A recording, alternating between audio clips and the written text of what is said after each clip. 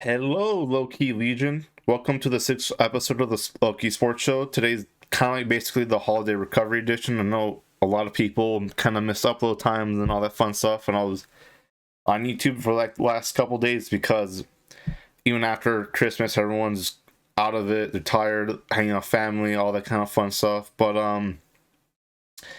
I'm here right now, so let's kind of get into Christmas on the NFL, NBA. Pretty crazy, so we'll get kind of straight into it.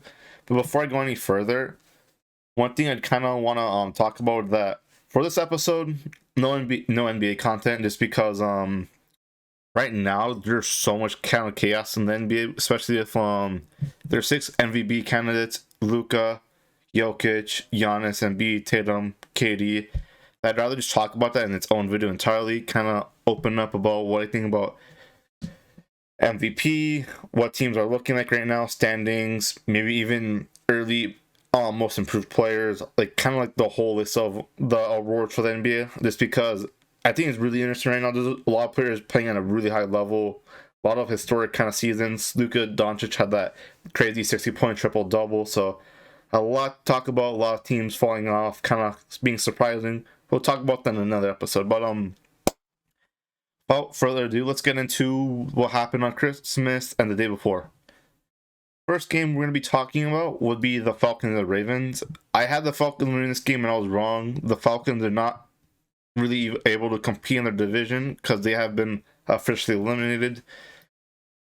But at least right now, they're on route to get a 6th overall pick, which is not too bad. But the Ravens were able to do enough to win. Tyler Huntley had a relatively clean game. The running game was able to get the job to Marcus Robinson a touchdown. My main thing would just literally be, have a lot of question marks regarding the Ravens, just because what are they really going to do in the playoffs, especially with how Lamar's injuries, not too much news about that. So it's just going to be, are they going to try to make the playoffs just so maybe Tyler Huntley gets more reps and then they move on from Lamar Jackson? I have no idea, because Lamar Jackson's still going to want a pretty big contract, even if the injury history for the last couple of years and whatnot. But I really have no idea what's going to go on with the Ravens, just because they did clinch the playoff spot, so no matter what, we'll see them on wildcard weekend. So we'll have to see on how do they kind of want to get Lamar Jackson hopefully back in time. Do they just want to send him out, maybe try to rest him, so then by the time they're in negotiations they know he's healthy? Who knows with that? We'll have to kind of wait and see. But so that's a kind of an interesting kind of storyline I'll take track of. But next game, this game kind of surprised me a little bit. The Lions and the Panthers. I had the Lions winning this game. They did not. They got blown out pretty badly.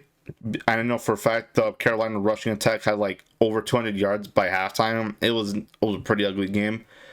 I just don't really know if it's Detroit's defense kind of going back to old form, where I know for a while it was looking like the worst, one of the worst of all time, or the Panthers running game with Deontay Foreman, Chuba Hubbard, and I believe it's Rashawn Blackshear. I'm not sure if that tandem is that good or the Lions defense is just bad, but I'm gonna assume, due to how they were playing earlier, that the Lions defense is literally just going to be that bad. And it's a really bad time for them, just because they had to win this game. Well, I think they'd still make it in, but if they would have won this game, that could have given them a lot more leverage, just because now they have to play against, I know for a fact they have to play against the Packers, but they have to basically win out to have any shot of really making the playoffs.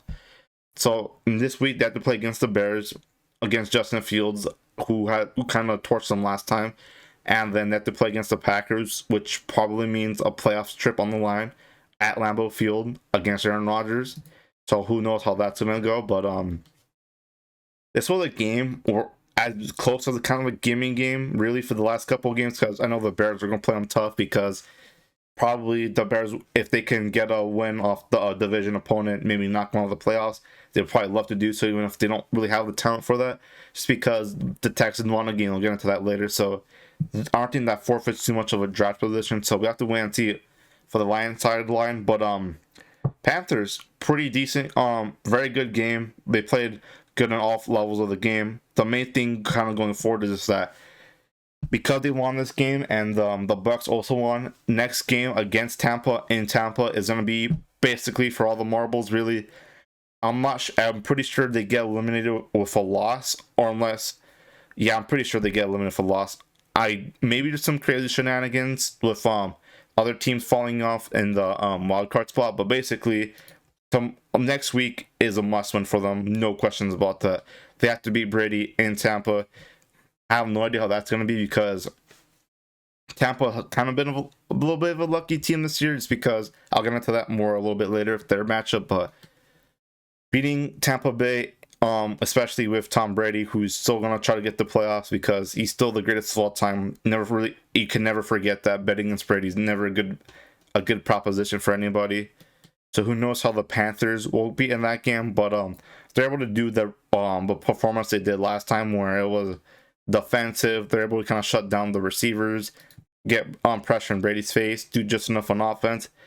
If they win against Tampa, I'm pretty sure that seals the deal, and they will get to host a wild card spot, probably against the Cowboys most likely.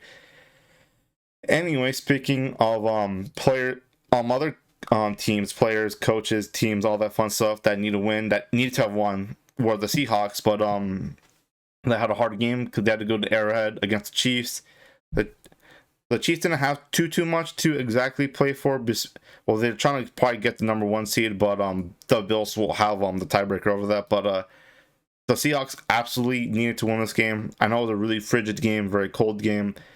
With wind chill, it felt like apparently like 0 degrees, -8 degrees. Those 8 degrees, really cold kind of that time, that kind of temperature spot. But really, I don't think anyone really had the Seahawks winning this game. Well, probably except Seahawks fans, probably, of course. But the Seahawks did what they tried to do, what they could do, but their offense really couldn't get anything going. They're really flat. Their defense, obviously, when you play against Mahomes and all his guys he has on offense, is not going to hold up at all.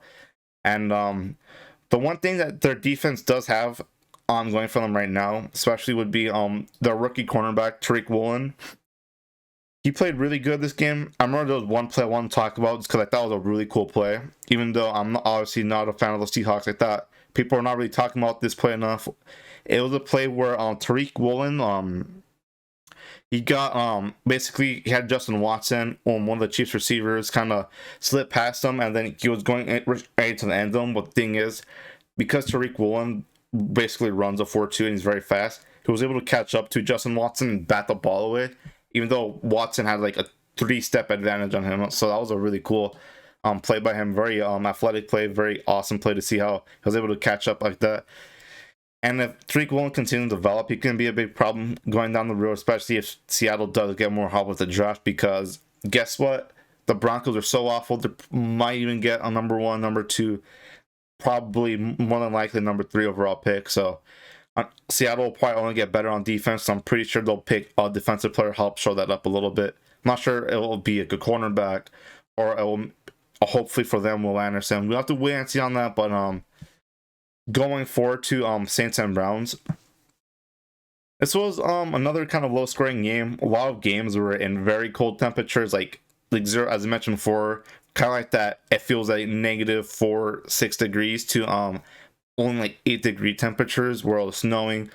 Also, a lot of games were very frigid. Not a lot of snow, but it was cold. And so this was another one of those games. I had the Browns winning this game, but the Saints were able to come through. They did just enough to win. Andy Dalton had an interception, no touchdowns, but of course, he's been playing decent for this whole season. People are not really talking about that is because a lot of his best passes have been dropped or come in heartbreaking moments or just overshadowed by a loss entirely. But the main thing I would want to talk about with this game, my main kind of takeaway is going to be the Browns are clowns. It's just a lot to kind of the reason why I'm kind of just thinking about that is because it's not just one thing. It's just the Browns have a lot of issues that they thought that if they traded away Baker Mayfield, that everything would kind of go away. Just because it's not like one thing, like maybe 2 things. It's a lot of different things that kind of compound with the Browns.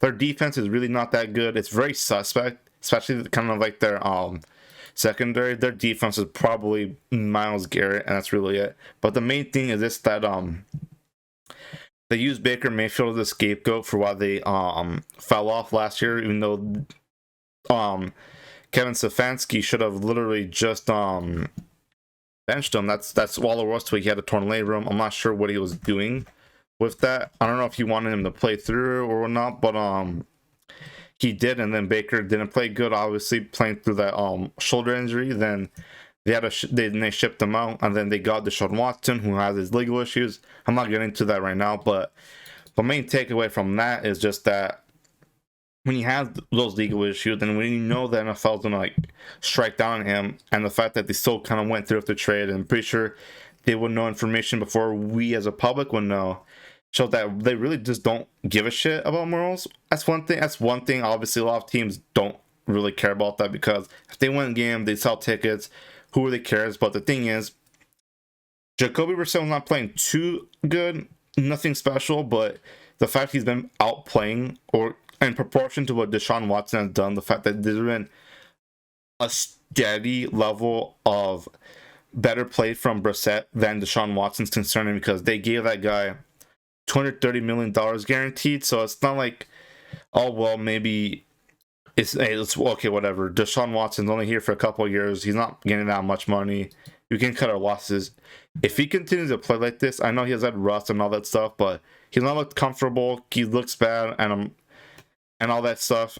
They really might be serious, because it would really be an ultimate Browns move to kind of sell out your quarterback who took you to the playoffs, won a game against your rival Steelers, and in a blowout fashion to have someone with as much baggage as Deshaun Watson, who's even perform at the level he was supposed to. That really kind of bit them in the ass, and I'm not really feeling bad, because they knew what they were doing with all this stuff. They knew what they were doing, giving him all that money guaranteed, his legal situation, all that stuff.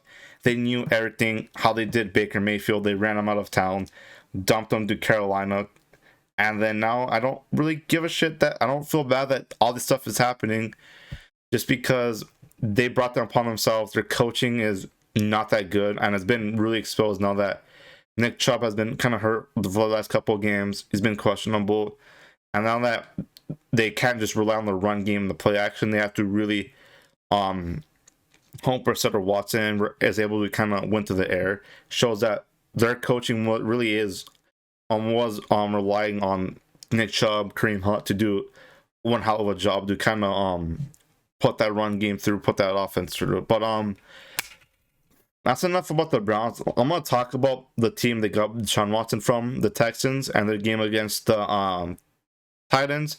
Right now, needless to say, the Titans aren't a complete free fall. They're really going downhill right now. They've lost the last few games. Ryan Tannehill is probably done for the season, so they have to have Malik Willis out there. They have Derrick Henry, who's banged up. He might not even play on Thursday Night Football against the Cowboys. So what do they do exactly? And I'm not gonna lie, I really don't know, just because the Titans are supposed to be a team like competing for a division title, and they were really kind of running away with it. But then the Jags pulled out some wins. They came back a couple games. They beat them at their home, and then look at it now. Right now, they're leading the division because they stepped behind. I know they've had a lot of injuries and all that stuff, but when you have a team so reliant on one player, mainly Derrick Henry, and everything has to go through him, the offensive line, everything. It just kind of shows that they don't really have the passing game, the receivers. They had AJ Brown when they traded him, and while he's doing great things with the Philadelphia Eagles right now, their passing game is really struggling, and especially if a rookie quarterback who is a very raw prospect coming in, it's really not looking good for them right now. Well, at least for the Texans, they can say, well, even if they lost this game, it's a tanking season. That's what it is. Even if they don't say it out loud, when you have a 2 QB system between Driscoll and Davis Mills, that's what they're doing. They shut down so many players. It's literally just they're gonna get probably the number 1 overall pick, number 2 overall pick. Depends on how things go, of course. But their plan was to go in this year, suck it up. At least right now, they're going to get a good draft pick, and then they can probably build some things off the future. They at least have Damian Pierce, who's a nice player. Davis Mills, who knows, they're probably going to move on from him. But I know Nico Collins kind of came up to his own a little bit, especially if Brandon Cook's missing some time as well. So they're hoping at least some of the young guys develop. They had Derek Stingley as well. They had Damian Petrie as well. He played pretty good, especially for how or Dimitri Petrie. I'd have to make sure to get that name right. They're making sure at least their young guys will develop a little bit, get some playing time. Then they'll get some more elite players through the draft, and hopefully they'll develop. That's what their plan was. The Titans' plan was to win. They thought they would win the division because they hoped that the Colts would kind of fall off. They did. I'll get into that more later. They knew the Texans were going to suck, but they probably didn't expect the Jags to come in a lot faster than they did. So that's kind of bite them in the ass because they really didn't do too much this offseason. And it's showing right now. It's showing that when they need the depth the most, they're falling off. And then it's going to be a tough offseason because I'm not sure if they're going to move on from Ryan Tannehill. Maybe they get another quarterback, because if like a Jimmy G is available, probably Jimmy G would be more reliable than like a Ryan Tannehill. Who knows with that? Geno Smith even as well. We'd have to see on that. But my next game I'd want to talk about would be the Bengals and the Patriots. I was right on this just because I did say it was going to be a Bengals win. I was a little bit closer than I thought it would, just because the Patriots defense, as always, these last few games, keep them in games. I don't know how to put it. Their Jones, like their Marcus Jones, Jack Jones, Jonathan Jones, their Jones trio is really good just because they get takeaways. They get, I think the last few games they've had a pick six, like a fumble recovery. They've had their defense make plays, score on their own. Awesome. They had 2 picks. They picked out Joe Burrow a couple times. They're able to roar back. But the thing is, unfortunately for the Patriots, their offense just at the end of a game, when they need them the most, or when they need them to just not make a mistake, something has happened, and then it happened again. It happened again on Sunday, just because, or not Sunday, Saturday, because it was Christmas Eve. Just because they handed the ball to Ramondre Stevenson. It was like in the 5-yard line, very close ball game. It was 18-22, and then he fumbled. He doesn't really fumble, so when that happened, that was just a bad sign, really. And then the Bengals were able to get it, run out the clock, and then if it wasn't for that fumble, if they got a touchdown, or if they just did not fumble on that play, this can be a completely different story, and probably the whole conference would be changed, because I believe that because the Bengals would have lost that game, I believe they would have been in a tie between the Ravens, and because the Ravens have a head-to-head matchup, they would have gone. I have no idea what could have happened. The Patriots would have for sure probably been in the 7th seed, or just because they would have won that game, but because they didn't, that might have been the death blow to their playoff hopes, because they have to play the Dolphins for sure, and I believe they play the Jets as well. So that's going to be 2, not the Jets, the Bills. Oh boy, even worse. So Dolphins, Bills, 2 divisional rivals who hate them, and I'm pretty sure they would love nothing more than to knock the Patriots out of the playoffs, because both those teams have been tormented by them for a year, especially Brady, Belichick, and all of them back in the day. So if they can knock them out of the playoffs and not even make them get in, those 2 teams would more than love to knock them out. They're probably, Miami's fighting for a playoff spot too. A little bit more into that later. And the Bills might, if they're not, they'll probably be fighting for the 1st seed as well. So who knows with that, if they'll rest or whatever the case might be. But the Patriots are in a dogfight because that 7th seed, there's only one more seed left to go, which is that 7th seed, and then the Chargers got not their division, but they got their playoff spot clinched. So there's really only one more spot that's really open, because 4/5 is gonna be Bengals or the Ravens, depending on how the last couple games go. But they're in. Chiefs are in. Chargers are in. Bills are in. And then AFC South, that's still a little bit of a toss up, but basically between the Jags or Titans. So there's only one more spot. The Jets are trying to make it in. Miami is trying to make it in.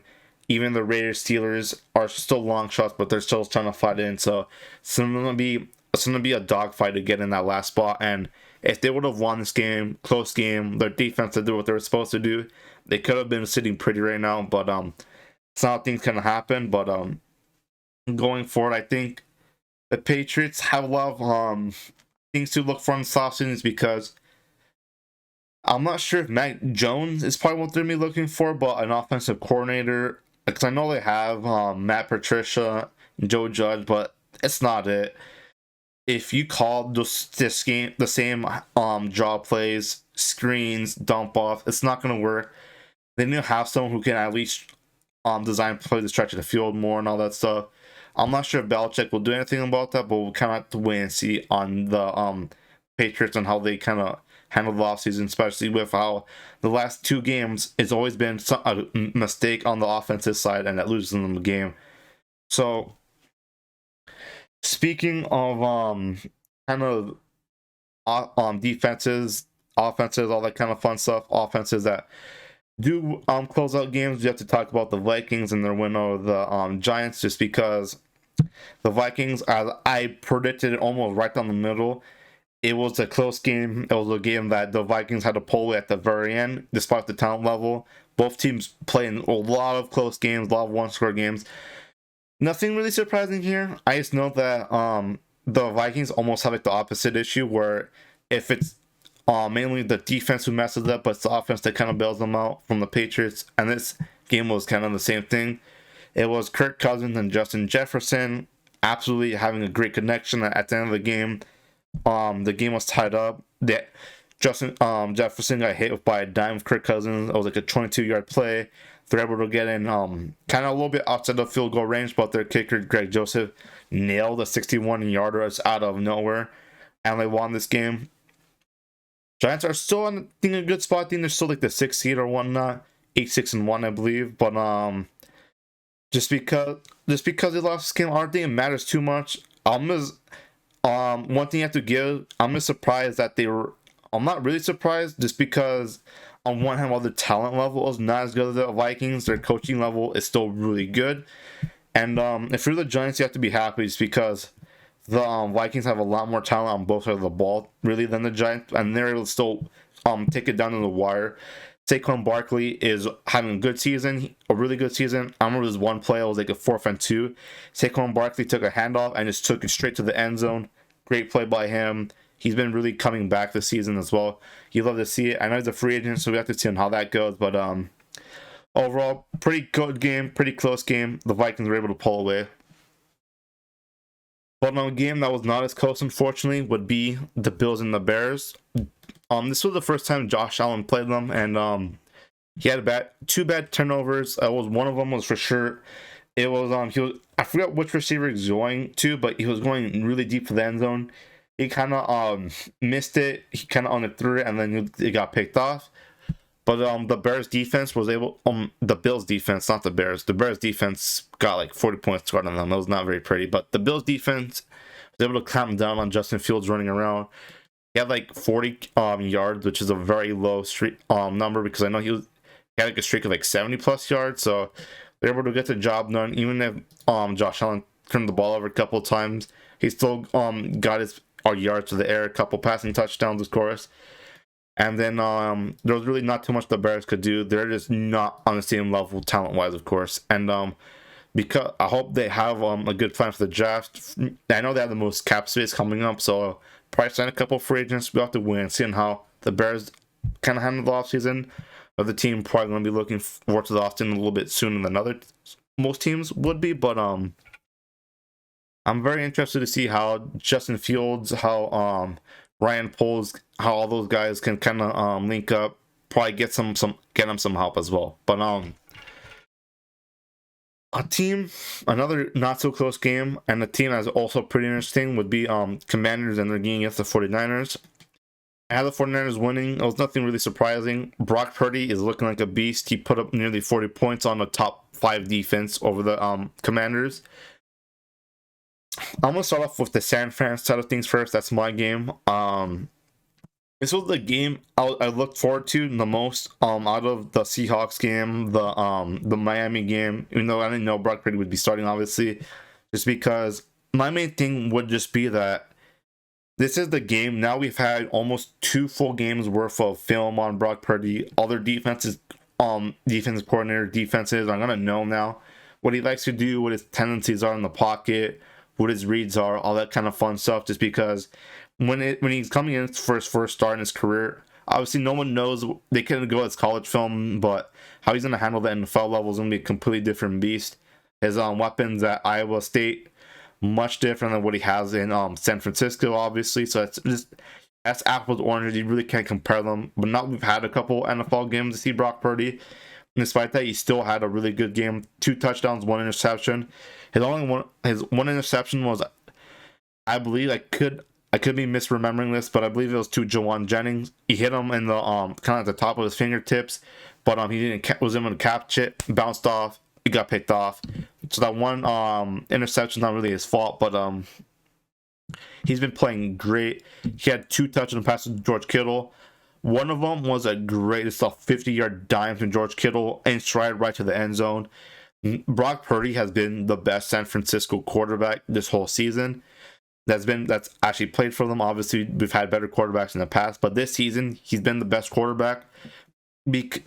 I'm not sure what the situation was with Trey Lance and Jimmy Garoppolo, but Kyle Shanahan has full trust in Brock Purdy to move around a little bit in the pocket, to scramble sometimes. He didn't rush too much. I just know he can pick up a couple first times with his feet. Nothing too crazy. He's not Trey Lance level of mobility. But then he's able to hit, even though he's not had the same amount of reps, he hits his receivers, especially George Kittle is probably his favorite target right now. He hits him in stride. He's been able to do a really good job to getting acclimated to all our new weapons very fast in like a couple weeks or so. And then because of that, I'm not sure if Shanahan just didn't want Jimmy G throwing deep balls, or if he didn't have that arm shift to do it, but I've never seen Shanahan call up so many plays where it really stretches the field, gets it to George Kittle on going over the middle on a deep kind of like a post route, or it's going to be a more of a longer pass to Ayuk, especially kind of in that 20-30 yard range as well. Ayuk has been playing good as well. I'm just happy to see that Brock Purdy is the quarterback Shanahan trusts the most, because when Lance was playing, it was a lot more running than Brock Purdy got, or Jimmy G got, and a lot more scrambling that got him hurt. But going past that, I'm just very happy to see that Brock Purdy's doing great for us. But unfortunately, while we did great, our defense just shut down the Commanders. They have great wide receivers still, but they were able to get some receptions, some touchdowns, but it was not enough, because even if they were able to get some on our defense, our offense was clicking as well. The team is a fully headed monster. Even if the offense is not doing good, the defense can pick it up, and vice versa. But the main thing going forward would be who are leading Terry McLaurin, Jahan Dotson, Curtis Samuel, Antonio Gibson, Brian Robinson. That they have talent in offense. That's people kind of forget. People kind of shit on Washington a little bit. I understand Dan Snyder. They have a lot of drama of all that stuff, but they have a pretty talented set of skill players. But my main thing is, who is going to be the quarterback? Because in the fourth quarter, Carson Wentz did come in for Taylor Heineke. Heineke lost a fumble. He was playing really kind of jittery, just because the offensive line was playing really bad. I know we have a great offensive line, but there's a lot of clips you can find on the internet. I don't want to upload clips because copyright, but there was one clip I saw where Nick Bosa just got off like a kind of a free release really easily. So he kind of just came in, and then basically the second that Taylor Heineke saw, he just had to throw it away, because Nick Bosa, no one wants that monster on him. He has super long ass arms. He can grab up anybody, and that was kind of the story. I feel like he was always trying to flip it. Carson Wentz had to do the same thing, because how fast our D line was getting to the quarterback. So Carson Wentz did have a garbage time touchdown. He threw for 100 yards or so. People were kind of asking me what was up with that. I was like, dude, we were already up so big. And so John Dotson played good, obviously, but going back to Wentz, he was just kind of, obviously he's still an older quarterback at this point. He's been in the league for like 5-6 years or so he knows what to do, especially for a prevent defense, where to go with the ball and all that stuff. But next game against, let me check that out for you guys really fast. I know every game is basically a must-win for them. the next game against the Browns on Sunday, that's gonna be a big game because if they lose out, the Packers probably get in, or there's a couple of teams still kind of in the hunt for that. So they absolutely have to win against the Cowboys, against the Browns. At least it's 2 home games, so they get that home field advantage, which is nice. But they really have to decide between Carson or Mr. Taylor Heineke. But of how Heineke was throwing the ball, how fast the pressure was getting to him, and kind of the situation, I think they'll go with Wentz. He's a veteran quarterback. Even if Wentz does have like that kind of tendency to I don't want to say choke, but he did underperform heavily with the Colts last year. We all know what happened. They went into Jacksonville, must win. It's winning in. They did not win, and then the Jags were able to toss them out, and that was a horrible Jags squad with Urban Meyer and the interim head coach and all that kind of stuff that happened, all the drama. So we'll have to see if they do trust Carson to step up and kind of bring this Washington franchise to another playoff spot. We'll have to see on how that happens, if he does step up, if he gets benched again. Who knows with that, but we'll have to kind of look in that. I'll talk more about that storyline as we go along with the rest of the season. Going on to the Commanders NFC East rivals, we have the Eagles and the Cowboys. I did say it was a Cowboys win, but I thought they'd win by a little bit more, maybe, just because Hurts, but it was still a close game. It was a very good game, though. Very fun game to watch. Just back and forth. Both their defenses didn't really come to play, unfortunately. I know Philly had a couple injuries, but I feel like this game was a lot more. I thought it would be a lot more defensive, but it was a lot more of a shootout. Even with Gardner Minshew, the Eagles were able to put up points. This one thing I like that the Eagles do have is that even with Gardner Minshew for their backup quarterback, they kind of trusted him for a pretty cool route they had with Devontae Smith. It was a kind of like a fade rub route. It's kind of hard to describe just because they had AJ Brown on the sideline, so then they can have Devontae Smith be the wide receiver 1. Kind of have the rub route on Trayvon Diggs. So what happened was, I believe it was a play action. So Diggs, because he kind of lost sight of the wide receiver 1 because he thought it would be a running play, he basically let Smith go behind him, and then Smith was wide open on the left side of the end zone, and Gardner Minshew hit him for an easy touchdown. So that was a really cool. That was a kind of a cool moment. But the main thing was just that that was like a cute play, awesome play, fun play design, very smart play design. When the Eagles try to get to Q, where they try to do a pitch to Miles Sanders, I never really see the Eagles do pitches or any kind of more elaborate ways to kind of get the running back the ball, other than just the normal pass, like kind of like the dump off or just a normal handoff. Because it's more like a Shanahan system, but they try to pitch it to Miles Sanders. It did not go well. He fumbled it. Dallas picked it up. Horrible turnover, and that's what for sure lost them the game, really.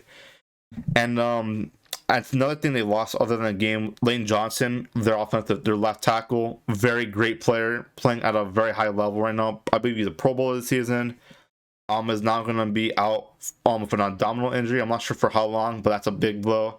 And I know Avonte Maddox had that toe injury. I'm not sure what the severity is, but he got hurt too. And now because of that, because Dallas won this game, and the Eagles have been kind of still have to have a couple more games left. Now I'm not sure if they've been in a slump per se, because they've only lost 2 games, but they've not been looking the best, especially Jalen Hurts' injury.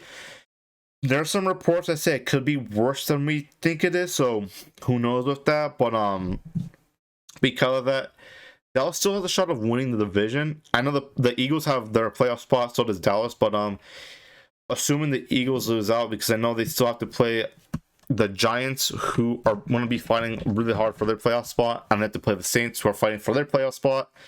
I doubt they lose both of those games, or even maybe one of those games, depends on how things go. If they do lose both of those games, the Cowboys win out, the Cowboys win the division, so that'll be a pretty interesting team to see. I doubt it happens, but keep your eye out for that, because that division lead is getting smaller and smaller, and it could get even only be like, they could have only won it by only 1 or 2 games, despite the fact they went starting 8-0 before they lost to the Washington Commanders. But moving on from this, let's talk about their in-state rivals, the Pittsburgh Steelers, and their game against the Raiders. I'm not gonna be beating around the bush for this. I'm gonna be pretty honest. The Raiders fucking suck, and they were up the majority of this game. They had like a 1 touchdown lead, 10-point lead at one point. But I said this one thing, I'll say it again. The Raiders have the same game script every week at this point. It's always the same thing of the Raiders defense. Whenever it's crunch time, whenever it's time to like really kind of put a game away, their defense cannot get a stop to save their lives. Then they can't get off the field, so they're there for a long time. They get tired, and then whenever their offense does get the ball back, Derek Carr that offense. Even with Devontae Adams, I know Waller and Renfro have been hurt, but even if that, but they're here for this game, so that's not an excuse. Even if all those guys, they still just go 3-0, and then it's right back to their defense, who's tired now, and then the other team's offense picks momentum, and it happened with the Cardinals. It's happened multiple times over, and that's like one game I remember off the top of my head. It happened to the Chiefs, and it happened again with the Steelers. It's the same thing. It happened again. Their offense just completely stalled out in the second half. Derek Carr 3 interceptions. Their defense could not get off the field, and it happened again. Kenny Pickett and the Steelers, let's give them credit though before you start kind of getting more pissed at the Raiders. They played a good game though. They played tough, they played physical, they played good defense, especially at the end where they picked off Derek Carr to win the game. Kenny Pickett's been developing into a good quarterback. He's not been the best statistical because I know he didn't have he didn't start the first few games, and his first few games were pretty rough, admittedly, but the last few weeks he's really coming to his own. He has Pat Freiermuth. He has Najee Harris, been playing a little bit better. He has George Pickens, which they may have real chemistry with, even more so going forward. But the Kenny Pickett did also. I'm not sure if this was his first game-winning drive, but he did have a pretty good game-winning drive in the last couple minutes to get a touchdown to George Pickens. And it's kind of like what their coach Mike Tomlin said. I feel the Steelers team, it was a little bit more disorganized, because they had a lot of kind of moving parts, getting traded, maybe Chase Claypool, kind of getting situated with the quarterback situation. But they did grow up this game, and it really felt like that. They're able to kind of come on their own. When it mattered the most, their defense got the game-winning interception, and their offense were able to get that touchdown to put them up in the first place. But going back to the Raiders side of things, they've been one of the biggest disappointments this season. I'll get more into the whole season shebang, their whole kind of script, maybe later on, of course. But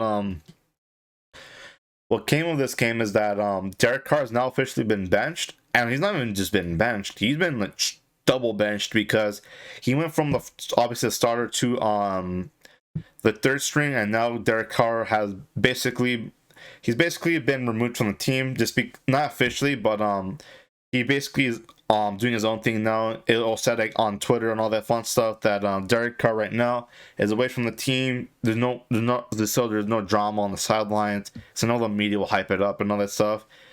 But basically, Derek Carr's out of the picture, so it's going to be Jarrett Stidham, who hasn't started a game his whole NFL career, and against the 49ers defense, that's really not a good way to start anybody's career, because this defense is really red hot right now.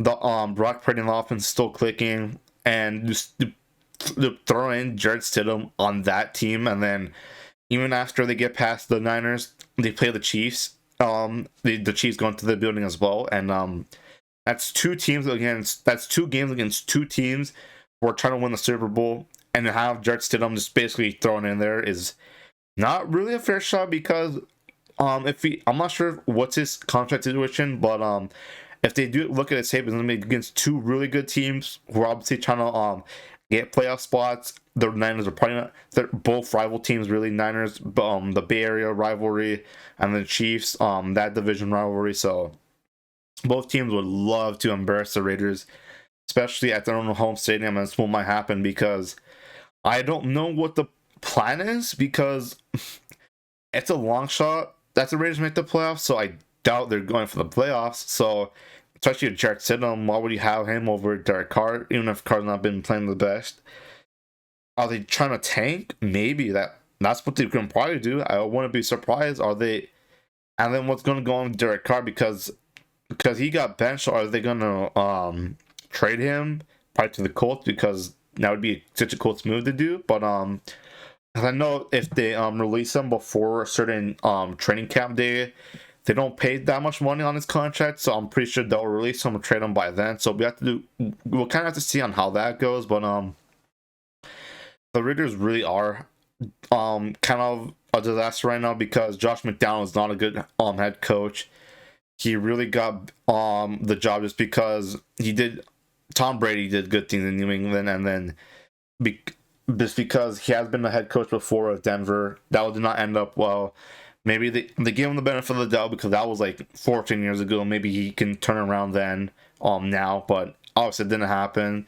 The team's in free fall. Just everything has been pretty bad. Obviously, there's still some good players in there. They saw Max Crosby, Darren Waller, Adams, all those kind of guys. Well, this team is completely done. I have no idea what their plan is, because there's a lot of reports that their team is very cash poor. That the Davis family does not have like that money to throw out there to fire Josh McDaniels. I know they're still paying John Gruden's contract because they fired him last year, and then that contract, since it's not part of like the salary cap, kind of weird how that works. It needs to get paid off still, and it's gonna be the same thing with McDaniels. They saw him to that long-term deal. It's another bad Raiders move, and it's just the Raiders frustrate the hell out of me because I want them to do good things. I'm not completely opposed to them. I think Derek Carr is still a decent quarterback, and I was happy that they got better because they're a really fun team to root for last year. They were as underdogs as it gets. Their coach got fired. It looked like they were dead, but they won games. They won close games, a lot of close games. They're able to grind it out. They're able to win off field goals, off last-second touchdown drives, and they got in the playoffs. Even if they did lose the game to the Bengals, it was a close game.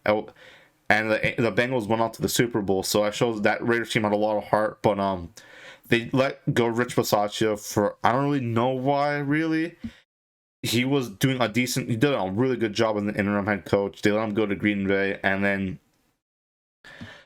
I just don't know where else the Raiders are going to go from here, because they're going to pay Devontae Adams a ton of money, and I'm not sure if a team wants to trade it for him with all that contract. I know he has the talent, but that contract still kind of weighs that down a little bit. So I want to move on from that. I'll probably do once the playoffs are set and once the Raiders are officially eliminated, whenever that kind of pans out, I'll for sure have like a full kind of season recap, where they go from here, maybe how they kind of sign pieces. Just a lot of things have happened with that Raiders team. But kind of moving on to another kind of disappointing team. We got the Dolphins right now. Just kind of more, this last segment is admittedly gonna be me more kind of rambling, ranting, getting a little bit more, I want to say upset. Probably upset would be the correct term, but these last few teams, almost all these teams have at least one aspect that just frustrates me. So not just the Packers, Dolphins, but Broncos, the Rams a little bit, not too much. Bucks and Cards, Chargers, Colts, Cowboys, Titans. I'll kind of do the preview of that game too. Just I had the Fins winning this game, and they were up big at one point. I believe they had a 10-point lead, but Tua threw 3 picks. And my main thing with Tua right now is that what is going on with that whole situation? The reason why I asked that is because Tua Tagovailoa has a real concern for what's going on with his physical health, just because he's had a 3rd concussion in just 1 year, and then 2 of those concussions were very fast from each other within a week. But he had another concussion again, and then it happened. We don't really know exactly when it happened, but the one play I saw where I forgot, it was a Packers defensive tackle getting him, hitting him, and then he fell kind of on his back. His neck whipped a little bit, so I would assume that's probably the play that happened, but it happened before halftime. So I'm really not sure. Did nobody see that? Did nobody notice he was not acting right? I don't know what people missed. I have no idea. Obviously, I'm not on that sideline. I'm not in that locker room. I don't. I could. I was only watching through the TV with my family. I don't obviously don't know what the full story is, but now the NFLPA is getting into this, so who knows what's going to go on with that. And so obviously that sucked, just because that will not to start Teddy Bridgewater for a critical game against the Patriots. That sucks.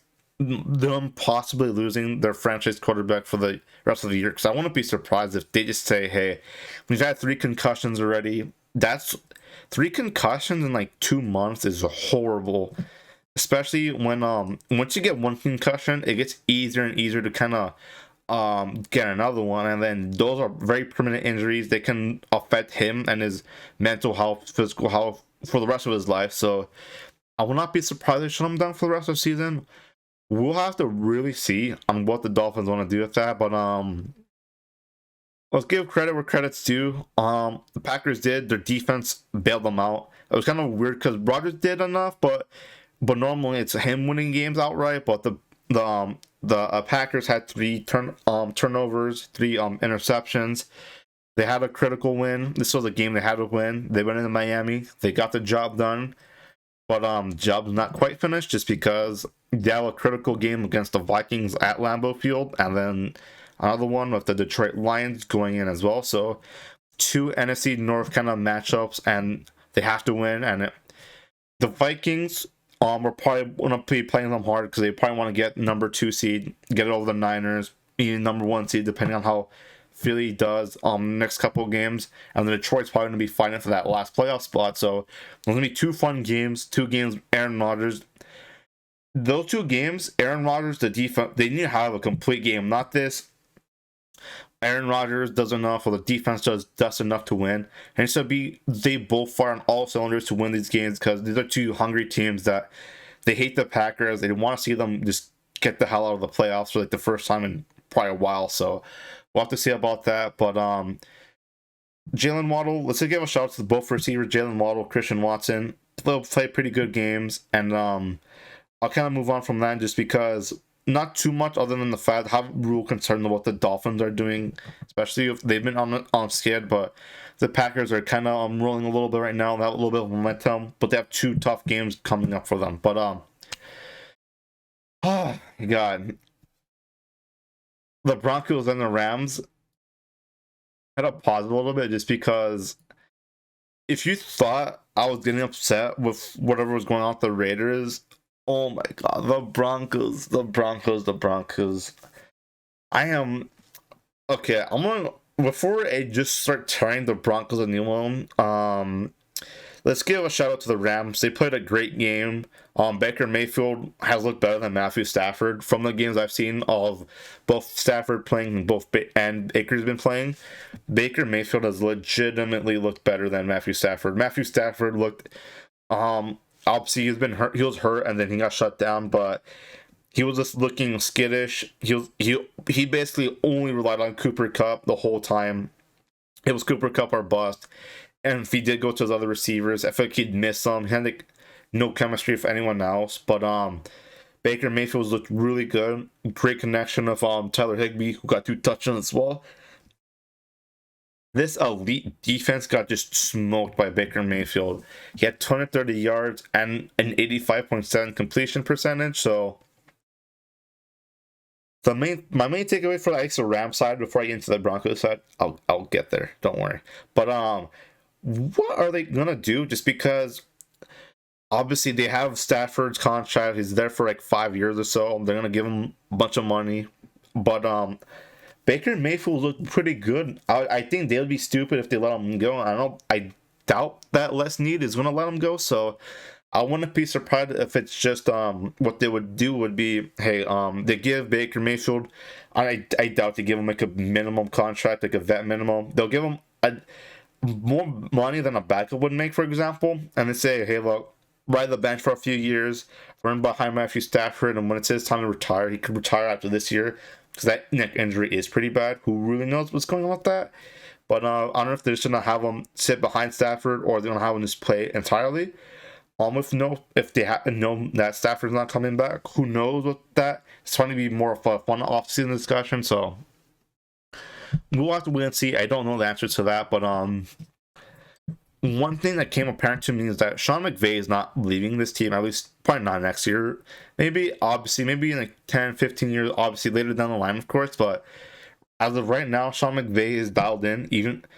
I feel like Sean McVay has actually been coaching his best and been motivating this team the best. The hype, even like a couple weeks against the Raiders, he was so hyped for that game, and the team is done. They're not playing for the playoffs anymore. They got eliminated. They're not going to get their pick because Detroit has that locked up. So the fact McVay with no Stafford, no Cup, no Aaron Donald has been doing such a good job of making sure this team is dialed in, playing good, no penalties, all that fun stuff, telling me that he's really locked in his job, and he would not. If he didn't give a shit, this team would be dead. It looked dead. Like the Colts looked dead, the Broncos looked dead, the Cardinals looked dead as well. Like those are three teams. I'll talk about all those teams in a minute. Those are three teams. They look dead. They have nothing to play for, but they're not fighting for anything. They're just going through the motions. The Rams are not that team. They have nothing to play for, to tank for playoffs. They're still looking sharp. They're still motivated. They still play hard, but unfortunately, I cannot say any of those positive things about the Denver Broncos, as they are a full-fledged disaster. Russell Wilson has not thrown more touchdowns than bathrooms he has in his house. He has 12 bathrooms, so he didn't have more than 12 touchdowns this season. Their offense is genuinely awful in every aspect. They have no running game. Russell Wilson's been playing like dog shit. Their play calling is uninspired and nothing imaginative and easy to get shut down. Nathaniel Hackett, the hack, completely fired after this game. After they got dropped 50 points on them, and then the thing is, if Patrick Star and like that Nickelodeon broadcast, you probably, if you've been on the internet, you've probably seen memes of it. If Patrick Star is flaming Russell Wilson by saying, "Oh, that's probably not why you wanted to cook," dude, that team is done, and there's no if. Patrick Star is roasting fucking Russell Wilson, dude. It's over, dude. This team is just. They don't have their pick, and it's like a top 5 pick, and it's going straight to Seattle. Seattle pulled the heist of a lifetime. This probably could be the next Herschel Walker trade of my lifetime, of how much they got, like 5 first-round picks, I believe, and with how Russell Wilson's been playing like shit, and who knows if they'll actually get a good offensively minded coach for them. And guess what? It's probably going to get worse because they're going to be paying Russell Wilson. They can't get rid of him like they did in Nathaniel Hackett. I know the Patton family, the Walmart family, basically the Warren family. I know they're a very rich family, but still, this has been a complete disaster. Like, Russell Wilson's not looked good. This defense completely, I don't know if they ran out of gas or they stopped giving a shit at this point. I wouldn't be surprised if it's either or. Just got completely smoked by the Rams. And then Nathaniel Hackett is fired, but dude, he had no control of this team. And this team, just, they lost at this point just because it's one thing to lose games, but like their offensive line was pushing on their backup quarterback, Brett Ripien. I don't know what the conversation was, but I just know he said something to them, and then one of them started pushing him around, and then that was kind of a fight on the sideline after the game when they were interviewing Baker Mayfield. There was a fight going on as well, so they between Randy Gregory and one of the Rams offensive line players as well. So this team has basically no discipline anymore. They're completely and utterly just done. I have no idea really what their plan is because they can't get rid of Russell Wilson. They're paying him all that money, fully guaranteed. So even if they cut him, they still have to. That's a fully guaranteed contract. So I don't know if they're going to hopefully find a new coach. I don't know which coach would they really want. I heard some D'Amico Ryans rumors, but why would any team want to go? Like, why would any coach want to go to that team? I also heard things about Sean Payton. So it's like Russell Wilson's washed. Their offensive line that's been a struggle all year. The defensive coordinator, the defense was playing good until obviously a little bit more recently, but Russell Wilson's contract obviously kind of limits what they can spend their money on, and then they saw what happened. They had all these expectations. They completely just fell apart. They still have no real running back. Latavius Murray was decent, but like he's probably not enough like a real running back one. Like what are they gonna do with that? Do the coach really want to come into Denver, try to fix this with a quarterback that is a veteran, so it's not like a young guy? We know what Russell Wilson's capable of, and his physical talent's not going to get up. It's only going to go down and down. So who knows with that? But obviously that's his one game, and that's one game was very. If I can choose one game to represent the Denver Broncos season, I choose this game with the Chiefs, just because they were both just awful, and then their coaching is awful, their talent, their offensive line was awful, their running game was awful. I understand Javonte Williams was hurt, but even so, he only had like one or so couple decent games before like they're running had no burst on the offensive line. It's only gonna get really worse kind of from here, is because this was supposed to be like a competing year.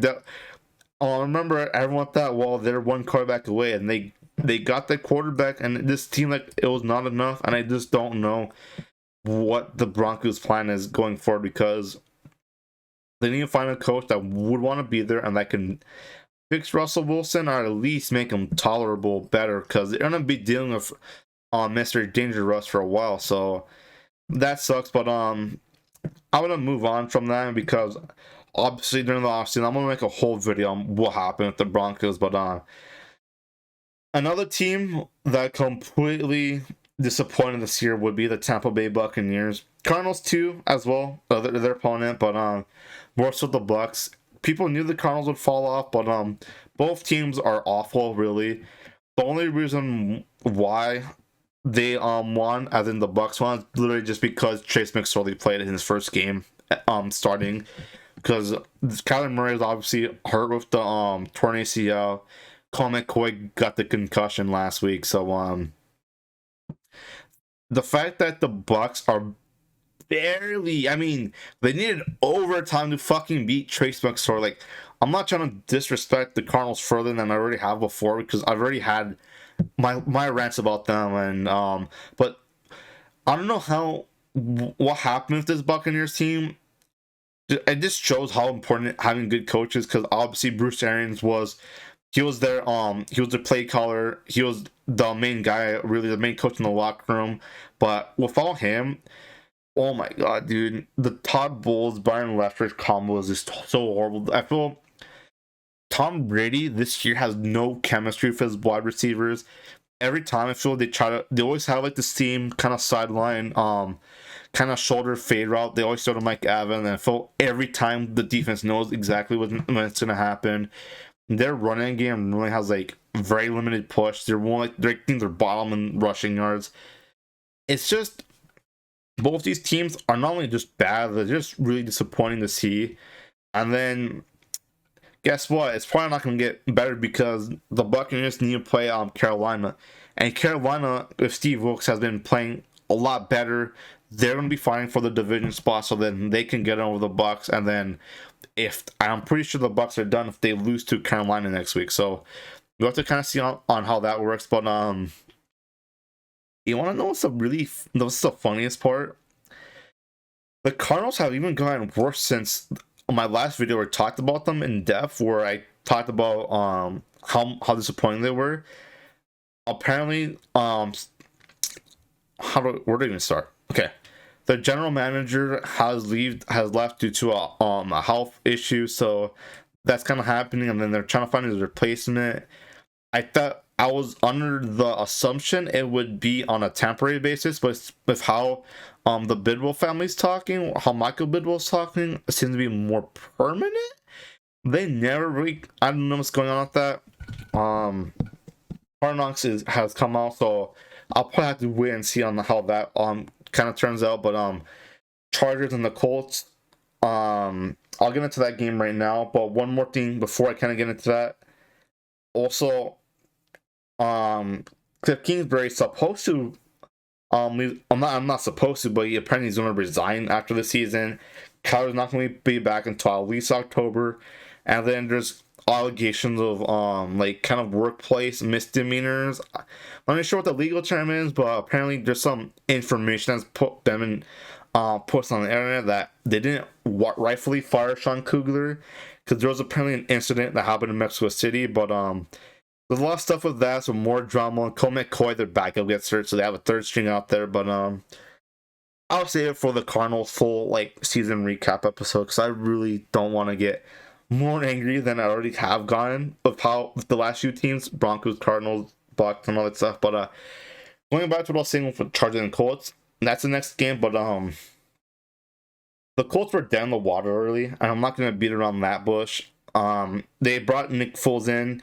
He was their third stringer. They benched Matt Ryan permanently. Even with Big Dick Nick, as everyone says, they could not get anything going. Their team is just dead. They gave up 7 sacks, 3 picks.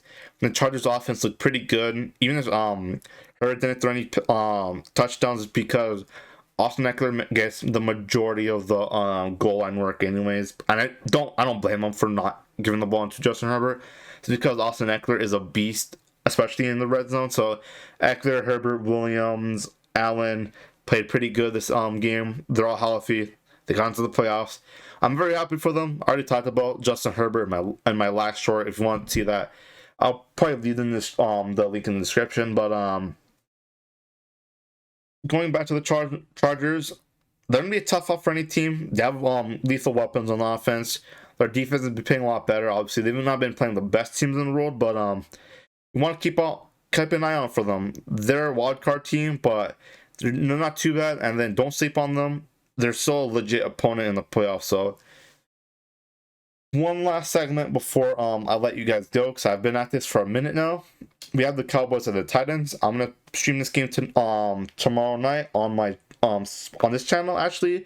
So I won't be on my main channel. It's gonna be on this channel. I'll make sure to spread the word. But Dallas doesn't win this game. I'm not gonna really entertain a Titans win just because Malik Willis is awful. He's very raw. He doesn't even have chemistry with the receivers because Ryan Tannehill obviously got the majority of the first team reps.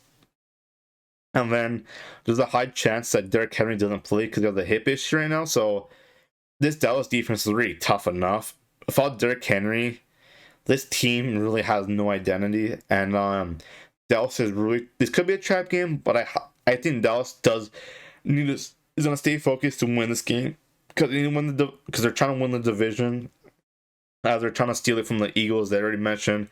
They're getting a lot closer than people kind of thought they would be. So, and they're still trying to get more playoff seeding as well. So we have to see on that. But this game doesn't matter too much for the Titans just because the game they have to really win would be the showdown in Jacksonville against the Jags, because that's basically a playing game. Whoever wins that game wins the South, and then they win the South, and obviously they get the playoff spot. I know they can get into the wild card technically, but it's not gonna happen.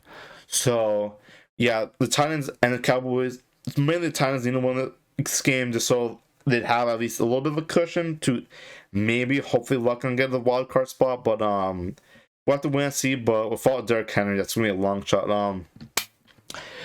All right, I'm not gonna talk too much about that game just because kind of a weird game, kind of a two teams in very unique circumstances. But if you made it this far in the video, thank you so much. You helped my watch time a lot. I understand this was a lot longer than I thought it was going to be, just because based on what I have in the editor and based on the second segment, it's gonna be well over an hour or so. So obviously, thank you for sticking by this video for so long. There's gonna be more videos coming out soon. Have a short, I think you guys are gonna like a lot. I'm gonna thank you, Loki Legion. I'm gonna make sure to get this video obviously finish up the recording, make sure that the editing goes through and everything like that. And right now I'm gonna hop off. Thank you guys so much for obviously staying to the very end. And right now I'll talk to you guys after this. Now let me get off and let me get this edited so you guys can actually watch this. I might post this tomorrow morning, or I might post this later tonight, depending on how things kind of crack out. But expect this video to be pretty soon on when I record this. So I'll talk to you guys later. Have a nice one.